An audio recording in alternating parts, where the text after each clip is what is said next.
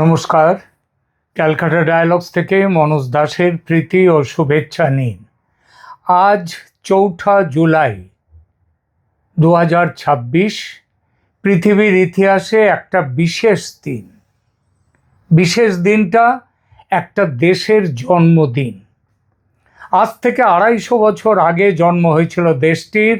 তার আগে পৃথিবীর মানচিত্রে এই ভূখণ্ডটি অবশ্যই ছিল, কিন্তু তার নাম ছিল না, পরিচয় ছিল না। নাম গোত্রহীন একটা ভূখণ্ড মাত্র ছিল। আর আজ সেই দেশ, পরে দিচ্ছি তার পরিচয়। তার আগে আলোচনাটা শুরু করি একটা প্রশ্ন দিয়ে। আপনি সকালে ঘুম থেকে উঠে যে মোবাইল ফোনটি হাতে নেন, সেটির অপারেটিং সিস্টেম কোথায় তৈরি? আপনি যে ডলারের দাম দেখে সোনার মূল্য বিচার করেন, সেই ডলার কার? যে কৃত্রিম বুদ্ধিমত্তা, আর্টিফিশিয়াল ইন্টেলিজেন্স নিয়ে আজ সারা পৃথিবী উত্তেজিত, তার নেতৃত্ব কার হাতে? উত্তর একটাই, আমেরিকা। হ্যাঁ, যে দেশের গল্প বলবো তার নাম আমেরিকা। আজ পৃথিবীর প্রায় প্রতিটি দেশের অর্থনীতি, প্রযুক্তি, প্রতিরক্ষা, এমনকি রাজনীতির ওপরেও কোনো না কোনোভাবে আমেরিকার প্রভাব রয়েছে। কিন্তু একটু থামুন। মাত্র 250 বছর আগে পৃথিবীর মানচিত্রে যুক্তরাষ্ট্র বলে কোনো দেশ ছিল না। ছিল শুধু ব্রিটিশ সাম্রাজ্যের কয়েকটি ছোট উপনিবেশ। তার না ছিল কোনো প্রেসিডেন্ট, না ছিল কোনো সেনাবাহিনী, না ছিল ডলার, না ছিল হোয়াইট হাউস। আর আজ সেই দেশটির সামরিক বাজেট পৃথিবীর বহু দেশের মোট সম্মিলিত প্রতিরক্ষা বাজেটের থেকেও বেশি। তাহলে প্রশ্ন হচ্ছে, কিভাবে মাত্র 13টি উপনিবেশ বিশ্বের সবচেয়ে প্রভাবশালী রাষ্ট্রে পরিণত হলো? এই 250 বছরের ইতিহাস কি শুধু যুদ্ধের ইতিহাস, নাকি এটা স্বাধীনতার স্বপ্ন, বিজ্ঞান, শিল্প, পুঁজিবাদ, অভিবাসন, গণতন্ত্র এবং অসাধারণ রাষ্ট্র নির্মাণের ইতিহাস? আরও একটি প্রশ্ন, আমেরিকার এই ইতিহাসের সঙ্গে ভারতের সম্পর্ক কোথায়? বাংলাদেশের সম্পর্কই বা কোথায়? শুনতে অবাক লাগলেও সেই উত্তরও লুকিয়ে আছে এই 250 বছরের গল্পের মধ্যে। আজ থেকে ঠিক 250 বছর আগে 1776 সালের 4 জুলাই যে দেশটি একটি রাষ্ট্র হিসেবে জন্ম নিয়েছিল, তার নাম আমেরিকা। দেশ হিসেবে আমেরিকার অদ্ভুত আকর্ষণ। কলেজ ইউনিভার্সিটির যে বন্ধুরা একদিন কফি হাউসের আড্ডায় কফির কাপে চুমুক দিতে দিতে বিশ্ব বিপ্লবের স্বপ্ন দেখত আর আমেরিকার বাপান্ত করে ছাড়ত, পরে দেখেছি আমেরিকার ডাকে সেই সব কমিউনিস্ট মতাদর্শের ছেলেরাও কিভাবে দেশ ছেড়ে ছুটে গিয়ে সেই আমেরিকায় ঘর সংসার তৈরি করেছে। কেননা আমেরিকার আকর্ষণ অমোঘ। আমেরিকাকে সবাই ঘেন্না করে, কিন্তু আমেরিকা ডাক দিলে সেই ডাক কেউ ফেলতে পারে না, ছুটে চলে যায়। মাত্র 250 বছরের জীবনে এত ঘৃণা, আবার এত টান, এত হিংসা, আবার এত ভালোবাসা কিভাবে পেল এই দেশটা? কিভাবে আমেরিকা আজকের আমেরিকা হলো? আবার আজ যেখানে দাঁড়িয়ে আমেরিকা, সেখানে কি দাঁড়িয়ে থাকতে পারবে আগামী দিনে? ভূ রাজনীতি নিয়ে ইউটিউব এপিসোড করি। বুঝি যে বিশ্ব রাজনীতির আলোচনা আমেরিকাকে বাদ দিয়ে হয় না। আমাদের উপমহাদেশে আমরা সেটা ভালোভাবে জানি, বেশি করে জানি। তাই ভাবলাম এই সব কিছু নিয়ে আলোচনা করা যাক। আমেরিকাকে যারা জানতে চান, বাড়ির ছোটদের জানাতে চান, তারাও দেখুন, জানুন এই ইতিহাস। আপনাদের কথা ভেবেই আজ শুরু করছি একটি বিশেষ ধারাবাহিক, আমেরিকার 250 বছর। আশা আছে 4টি পর্বে এটা শেষ করব। এটি শুধু একটি দেশের ইতিহাস নয়, এটি আধুনিক বিশ্বের ইতিহাস। চলুন ফিরে যাই 1776 সালের আগে, আমেরিকার যখন জন্ম হয়নি সেই সময়ে। আজকের যুক্তরাষ্ট্রের পূর্ব উপকূলে ছিল ব্রিটেনের 13টি উপনিবেশ। সেখানে বাস করতেন ইউরোপ থেকে আসা মানুষেরা। কেউ ইংল্যান্ড থেকে এসেছেন, কেউ স্কটল্যান্ড থেকে, কেউ আয়ারল্যান্ড, কেউ জার্মানি। তারা নতুন জীবনের আশায় আটলান্টিক মহাসাগর পেরিয়ে এসেছিলেন, যে দেশটিকে ভারত ভেবে ভুল করে আবিষ্কার করেছিলেন কলম্বাস। কিন্তু একটি বিষয়, তিনি আটলান্টিক মহাসাগর পেরিয়ে তিনি এসেছিলেন এবং তার পেছনে পেছনে চলে এসেছিল সারা ইউরোপের মানুষ। একটি বিষয় ছিল খুব স্পষ্ট, তারা আমেরিকায় থাকলেও তাদের ওপর শাসন চলত হাজার হাজার কিলোমিটার দূরে বসে লন্ডন থেকে। সিদ্ধান্ত নিত ব্রিটিশ রাজা বা রানী, কর ধার্য করত ব্রিটিশ সংসদ, বাণিজ্যের নিয়ম বানাতো ব্রিটিশ সরকার। প্রথম দিকে উপনিবেশবাসীরা বিষয়টি মেনে নিয়েছিলেন, কারণ ব্রিটিশ সাম্রাজ্য তাদের নিরাপত্তা দিচ্ছিল। কিন্তু সময়ের সঙ্গে সঙ্গে একটি বড় সমস্যা দেখা দিল। লন্ডন কর বাড়াতে শুরু করলো। চা, কাগজ, কাঁচ, রং, প্রায় সব কিছুর ওপর নতুন নতুন কর। কিন্তু যারা কর দিচ্ছেন তাদের বলার কেউ নেই, তাদের কোনো প্রতিনিধি নেই ব্রিটিশ পার্লামেন্টে। এই অন্যায়ের বিরুদ্ধে এই দাবি নিয়ে যে আমাদেরও প্রতিনিধি চাই, এই দাবি নিয়ে জন্ম নিল একটা বিখ্যাত slogan, no taxation without representation. অর্থাৎ আমাদের নিজেদের প্রতিনিধি ছাড়া কর নয়। প্রিয় দর্শক, এই একটি বাক্য শুধু আমেরিকার ইতিহাস নয়, পরবর্তীকালে বিশ্বের বহু গণতান্ত্রিক আন্দোলনের অনুপ্রেরণা হয়ে দাঁড়িয়েছে। এখানেই শুরু হয় এক নতুন সংঘাত। একদিকে পৃথিবীর সবচেয়ে শক্তিশালী ব্রিটিশ সাম্রাজ্য, অন্যদিকে মাত্র 13টি ছোট উপনিবেশ। দেখতে গেলে লড়াইটা অসম, কিন্তু ইতিহাসে বারবার দেখা গেছে কখনো কখনো মানুষের স্বাধীনতার আকাঙ্ক্ষা সাম্রাজ্যের শক্তিকেও চ্যালেঞ্জ জানায়। আর ঠিক সেই সময়েই ইতিহাসের মঞ্চে আবির্ভাব ঘটল একজন মানুষের, যার নাম আজও আমেরিকার প্রতিষ্ঠাতার মধ্যে প্রথম সারিতে উচ্চারিত হয়। তার নাম জর্জ ওয়াশিংটন। ইতিহাসে এমন কিছু মানুষ আছেন যাদের ছাড়া একটি দেশের জন্মকাহিনী কল্পনাই করা যায় না। আমেরিকার ক্ষেত্রে সেই মানুষটি হলেন জর্জ ওয়াশিংটন। তিনি কোনো রাজা ছিলেন না, তিনি কোনো সম্রাট ছিলেন না, তিনি ছিলেন একজন কৃষক, জমির মালিক এবং একই সঙ্গে একজন দক্ষ সামরিক কর্মকর্তা। ব্রিটিশ সেনাবাহিনীতে কাজ করার অভিজ্ঞতাও তার ছিল। তাই যখন উপনিবেশগুলোর নেতারা বুঝলেন যে শুধু বক্তৃতা দিয়ে আর হবে না, এবার অস্ত্র হাতে নিতে হবে, তখন তাদের চোখ পড়ল জর্জ ওয়াশিংটনের ওপর। 1775 সালে তাকে নবগঠিত কন্টিনেন্টাল আর্মির প্রধান সেনাপতি করা হলো। এখন একটু ভেবে দেখুন, একদিকে পৃথিবীর সবচেয়ে শক্তিশালী সাম্রাজ্য ব্রিটেন, তাদের নিয়মিত প্রশিক্ষিত সেনাবাহিনী, আধুনিক অস্ত্র, বিশাল নৌবাহিনী, অপরদিকে কৃষক, কামার, ছুতোর, ব্যবসায়ী, স্বেচ্ছাসেবক, তাদের অনেকেরই ঠিকমতো কেন আদৌ সামরিক প্রশিক্ষণ পর্যন্ত ছিল না, অস্ত্র ছিল সীমিত, অনেক সৈনিকের পায়ে জুতো পর্যন্ত ছিল না। কিন্তু একটা জিনিস ছিল তাদের, সেটা হচ্ছে স্বাধীনতার ইচ্ছা, স্বাধীন হওয়ার ইচ্ছা। ইতিহাসে অনেক সময় দেখা গেছে অস্ত্রের শক্তির চেয়েও মানুষের বিশ্বাস বড় হয়ে ওঠে। আমেরিকার স্বাধীনতা যুদ্ধও ছিল সেই ধরনের একটি যুদ্ধ। সেই যুদ্ধের প্রথম ধাপ বোস্টন টি পার্টি, 1 কাপ চা থেকে শুরু হওয়া বিদ্রোহ। এরপরে একটা কথা শুরু হয়ে গেল না, সেই কথাটার জন্ম হলো চায়ের কাপে চায়ের ধোঁয়ায় লড়াই। এই ঘটনাটি শুধু আমেরিকার ইতিহাস নয়, পৃথিবীর রাজনৈতিক ইতিহাসেও একটি প্রতীক হয়ে আছে। 1773 সাল, ব্রিটিশ সরকার চায়ের ওপর কর বসিয়েছে। উপনিবেশবাসীরা ক্ষুব্ধ। এক রাতে একদল মানুষ নিজেদের আদিবাসীদের মতো সাজিয়ে বোস্টন বন্দরে নোঙর করা জাহাজে উঠে পড়লেন। তারপর জাহাজে থাকা শত শত চায়ের বাক্স সমুদ্রে ফেলে দিলেন।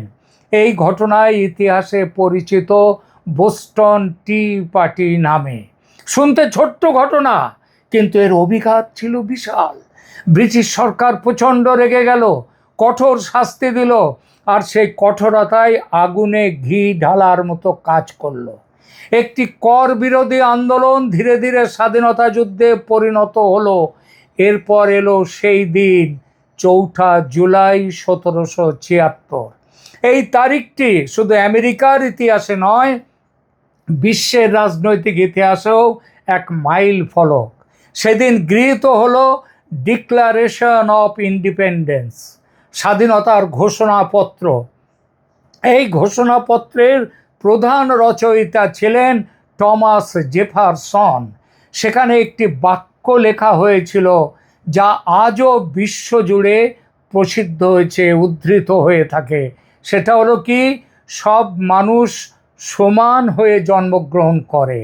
এই কথাটি অন্য কারোর কথা নয়, এই কথাটা আমেরিকার সংবিধান রচয়িতা টমাস জেফারসন তার ঘোষণাপত্রে তিনি এই কথাটা জুড়ে দিলেন। এই কথাটি আজ আমাদের কাছে স্বাভাবিক মনে হতে পারে, কিন্তু 250 বছর আগে যখন পৃথিবীর বড় অংশে রাজতন্ত্র, উপনিবেশবাদ আর বংশগত শাসন চলছিল, তখন এই ধারণা ছিল প্রায় বিপ্লবের সমান কিংবা বিপ্লবের চেয়েও বড় কিছু। তবে এখানে ইতিহাসের এক বড় বিদ্রূপও লুকিয়েছিল। যারা লিখলেন সব মানুষ সমান, তাদের অনেকে নিজেরাই আবার দাসপ্রথার সমর্থক ছিলেন। দাসপ্রথার বিরোধিতা তারা করেননি। অর্থাৎ স্বাধীনতার আদর্শ আর বাস্তবতার মধ্যে তখনও বড় ফারাক ছিল। এই বৈপরীত্য পরবর্তীকালে আমেরিকার ইতিহাসে আরও বড় সংঘাতের জন্ম দিল। যুদ্ধ শুরু হয়ে গেল উত্তরাঞ্চল আর দক্ষিণাঞ্চলের মধ্যে। উত্তরাঞ্চল তারা দাসপ্রথার বিরুদ্ধে, দক্ষিণাঞ্চল তারা দাসপ্রথার পক্ষে। যুদ্ধের মোড় ঘুরে গেল। প্রথম দিকে ব্রিটিশরা এগিয়েছিল, সেটাই স্বাভাবিক। তাদের সেনাবাহিনী ছিল অনেক শক্তিশালী, কিন্তু জর্জ ওয়াশিংটন বুঝেছিলেন সরাসরি শক্তির লড়াইয়ে জেতা কঠিন। তাই তিনি কৌশল বদলালেন, গেরিলা ধরনের আক্রমণ শুরু করে দিলেন। দ্রুত আঘাত করো, সরে যাও, শত্রুকে ক্লান্ত করে তোলো। এরই মধ্যে কয়েকটি বড় ঘটনা ঘটল। ব্রিটেনের প্রতিদ্বন্দ্বী ফ্রান্স আমেরিকার পক্ষে এসে দাঁড়ালো। ফরাসি অর্থ, অস্ত্র, সেনা এবং নৌবাহিনীর সহায়তা যুদ্ধের মোড় ঘুরিয়ে দিল। 1781 সালে ইয়র্ক টাউনে ব্রিটিশ বাহিনী আত্মসমর্পণ করল আমেরিকার বাহিনীর কাছে। তার 2 বছর পরে 1783 সালে প্যারিস চুক্তির মাধ্যমে ব্রিটেন আনুষ্ঠানিকভাবে আমেরিকার স্বাধীনতা মেনে নিল। একটি নতুন দেশের জন্ম হলো। কিন্তু এখানে কি গল্প শেষ? না, বরং আসল গল্প শুরু হলো এখন। কারণ যুদ্ধ জেতা এক জিনিস, আর একটি রাষ্ট্র গড়ে তোলা সম্পূর্ণ অন্য জিনিস। স্বাধীনতা পাওয়া কঠিন, কিন্তু স্বাধীনতাকে টিকিয়ে রাখা আরও কঠিন। আমাদের বাংলাদেশের মানুষরা খুব বেশি করে বুঝবেন ও মানবেন এই কথা। স্বাধীনতা পাওয়া কঠিন, কিন্তু স্বাধীনতা বাঁচিয়ে রাখা আরও কঠিন। আর ঠিক সেই কঠিন পরীক্ষার মুখোমুখি দাঁড়িয়েছিল নবজাতক আমেরিকা। 1783 সালে যুদ্ধ শেষ হয়েছে, ব্রিটিশরা চলে গেছে। এখন প্রশ্ন, এরপর কি? দেশ চালাবে কে? আইন করবে কে? রাজা হবে কে? নাকি জনগণ নিজেরাই নিজেদের শাসন করবে? এখানেই আমেরিকা একটি সিদ্ধান্ত নিল যা তখনকার পৃথিবীতে প্রায় অভূতপূর্ব। অনেকেই চেয়েছিলেন জর্জ ওয়াশিংটন যেন রাজা হন। ভাবুন একবার, যে মানুষ যুদ্ধ জিতে দেশকে স্বাধীন করলেন, তাকে রাজা বানাতে চাওয়া অস্বাভাবিক কিছু ছিল না। কিন্তু জর্জ ওয়াশিংটন কি বললেন? তিনি বললেন না, তিনি রাজা হবেন না। তিনি এমন একটি রাষ্ট্র গড়তে চান যেখানে ক্ষমতা একজন মানুষের নয়, আইনের হাতে থাকবে। আর এই একটিমাত্র সিদ্ধান্ত ইতিহাসের মোড় ঘুরিয়ে দিয়েছিল। আজ পৃথিবীর বহু গণতান্ত্রিক রাষ্ট্র যে সাংবিধানিক কাঠামো অনুসরণ করে, তার প্রথম ভিত্তি তৈরি হয়েছিল তখন। অনেকে প্রথম বলেন না, অনেকে বলেন অন্যতম, সুতরাং মেনে নেওয়া যাক, অন্যতম ভিত্তি তৈরি হয়েছিল তখন। 1787 সালে তৈরি হলো মার্কিন সংবিধান। আজও সেটি বিশ্বের কার্যকর সবচেয়ে প্রাচীন লিখিত সংবিধানগুলোর একটি। এই সংবিধান 3টি নীতির ওপরে দাঁড়িয়েছিল। প্রথম, ক্ষমতার বিভাজন, রাষ্ট্রপতি আলাদা, কংগ্রেস আলাদা, সুপ্রিম কোর্ট আলাদা, কেউ একা সব ক্ষমতার মালিক হতে পারবে না। দ্বিতীয়, আইনের শাসন, রাষ্ট্রপতিও আইনের ঊর্ধ্বে নন, তাকে আইন মেনে চলতে হবে, যেটা নিয়ে আজকে ট্রাম্পের সাথে শুরু হয়েছে সেখানে আমেরিকায় লড়াই। তৃতীয়, জনগণের সম্মতিতে সরকার। এই 3টি ধারণা পরবর্তীকালে বিশ্বের বহু দেশে গণতন্ত্রের ভিত্তি হয়ে দাঁড়িয়েছে। কিন্তু আমেরিকার সামনে তখনও বড় সমস্যা। স্বাধীনতা এসেছে, সংবিধান হয়েছে, কিন্তু দেশটা তখনও ছোট, আজকের মতো বিশাল নয়। এরপর শুরু হলো পশ্চিমমুখী বিস্তার, নতুন নতুন অঞ্চল যুক্ত হতে লাগলো, নতুন শহর তৈরি হলো, রেলপথ তৈরি হলো, কারখানা তৈরি হলো। অভিবাসীরা ইউরোপ থেকে দলে দলে আসতে লাগলো। এই অভিবাসীরাই আমেরিকার অর্থনীতিকে নতুন গতি দিলেন। কিন্তু সব কিছুই কি এত সুন্দর ছিল? একদম না। একটি ভয়ঙ্কর সমস্যা তখনও রয়ে গেল, যার কথা একটু আগে উল্লেখ করেছি, লড়াইয়ের কথা, দাস প্রথা। দক্ষিণের অঙ্গরাজ্যগুলোতে লক্ষ লক্ষ আফ্রিকান মানুষকে দাস হিসেবে কাজ করানো হতো, তাদের কেনা বেচা করা হতো, মানুষকে সম্পত্তি হিসেবে দেখা হতো। অন্যদিকে উত্তরাঞ্চলে শিল্পায়ন বাড়ছিল, সেখানে দাস প্রথার বিরোধিতা ক্রমশ জোরালো হচ্ছিল। একই দেশের মধ্যে দুটি সম্পূর্ণ ভিন্ন চিন্তা, একদিন এই সংঘর্ষ বিস্ফোরিত হবেই, আর তা হলো 1861 সাল। শুরু হলো আমেরিকার ইতিহাসের সবচেয়ে রক্তক্ষয়ী সংঘর্ষ, গৃহযুদ্ধ। একদিকে উত্তরাঞ্চল, অন্যদিকে দক্ষিণাঞ্চল। 4 বছর ধরে চলল যুদ্ধ, প্রায় 6 লক্ষেরও বেশি মানুষ প্রাণ হারালেন। এমন রক্তক্ষয়ী যুদ্ধ আমেরিকা আগে কখনো দেখেনি। এই সময়ে ইতিহাসের মঞ্চে এলেন আর এক মহান নেতা আমেরিকার, আব্রাহাম লিঙ্কন। তিনি বুঝেছিলেন, যদি এই যুদ্ধ হেরে যায় তাহলে শুধু দাসপ্রথাই নয়, আমেরিকাও ভেঙে যাবে। অবশেষে উত্তরাঞ্চল জয়ী হলো, দাসপ্রথা বিলুপ্ত হলো, আমেরিকা এক রাষ্ট্র হিসেবে টিকে রইল। প্রিয় দর্শক, আজকের শক্তিশালী আমেরিকার ভিত আসলে এই গৃহযুদ্ধের পরেই তৈরি হতে শুরু করে। এজন্যেই ভারতে কথা উঠেছিল যে কেন যখন ব্রিটিশ চলে যাচ্ছিল, যখন পাকিস্তান এবং ভারত, হিন্দুস্তান পাকিস্তান বা ভারত পাকিস্তান ভাগাভাগি হলো, তখন সেই দাবি কেন মেনে নিয়েছিলেন তখন মেনে নিয়েছিলেন মহাত্মা গান্ধী, জওহরলাল নেহরু। লড়াই হতো, যারা বলছিল লড়কে লেঙ্গে পাকিস্তান, তারা নয় লড়াই করত। কিন্তু তারপরে কি লড়াই বন্ধ হয়েছে? দেশ ভাগ করে নেওয়ার পরেও বন্ধ হয়নি। সেই লড়াই আজও চলছে এবং অনন্তকাল ধরে চলবে। আমেরিকায় সেটা হয়নি। এরপরে আসি, শিল্প বিপ্লবের বিস্ফোরণ শুরু হলো। যখন যুদ্ধ শেষ, গৃহযুদ্ধ, 19বিংশ শতাব্দীর শেষ দিকে আমেরিকা যেন দৌড়তে শুরু করলো। ইস্পাত, রেলপথ, বিদ্যুৎ, টেলিফোন, গাড়ি, কারখানা, বিশ্বখ্যাত উদ্ভাবকদের আবির্ভাব, বিশাল বিশাল শিল্প গোষ্ঠী। এই সময় থেকেই জন্ম নিল মেড ইন আমেরিকা। পৃথিবীর অর্থনীতিতে একটি বড় শক্তি হয়ে উঠতে শুরু করলো আমেরিকা। 20 শতকের শুরুতে এসে আমেরিকা আর শুধু একটা দেশ নয়, একটা শিল্প শক্তি। প্রথম বিশ্বযুদ্ধ ইতিমধ্যে এসে গেল। 1914 সালে ইউরোপে শুরু হলো প্রথম বিশ্বযুদ্ধ। প্রথমে আমেরিকা দূরে ছিল, যুদ্ধে ছিল না, পরে যুদ্ধে যোগ দিল। যুদ্ধ শেষে ইউরোপ বিধ্বস্ত, কিন্তু আমেরিকা, তার শিল্প আরও শক্তিশালী। বিশ্ব অর্থনীতির কেন্দ্র ধীরে ধীরে ইউরোপ থেকে সরে আটলান্টিকের ওপারে আমেরিকায় সরে যেতে শুরু করলো। এরপর ইতিহাস কখনো সরল রেখায় চলে না। 1929 সালে এলো মহামন্দা, ব্যাংক বন্ধ, শেয়ার বাজার ধস, কোটি কোটি মানুষ বেকার। অনেকে ভাবলেন আমেরিকার স্বপ্ন বুঝি শেষ। কিন্তু এখানেই দেখা গেল আরেকটি বৈশিষ্ট্য, আমেরিকা ভেঙে পড়লেও আবার উঠে দাঁড়াতে জানে। উঠে দাঁড়ালো। তারপর 1939 সালে শুরু হলো আবার যুদ্ধ, দ্বিতীয় বিশ্বযুদ্ধ। এবারও প্রথমে আমেরিকা সরাসরি যুদ্ধে ছিল না, কিন্তু 1941 সালে পার্ল হারবার আক্রমণ করলো জাপান, এবং তারপর পরিস্থিতি বদলে গেল, আমেরিকা যুদ্ধে নামলো।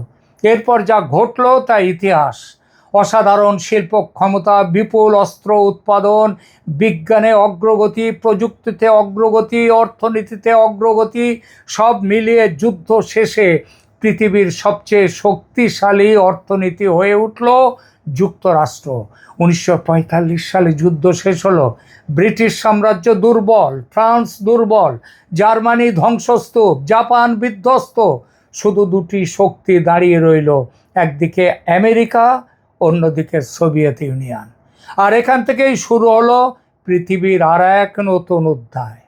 একটা যুদ্ধ শেষ হয়ে আরেকটি যুদ্ধের সূচনা।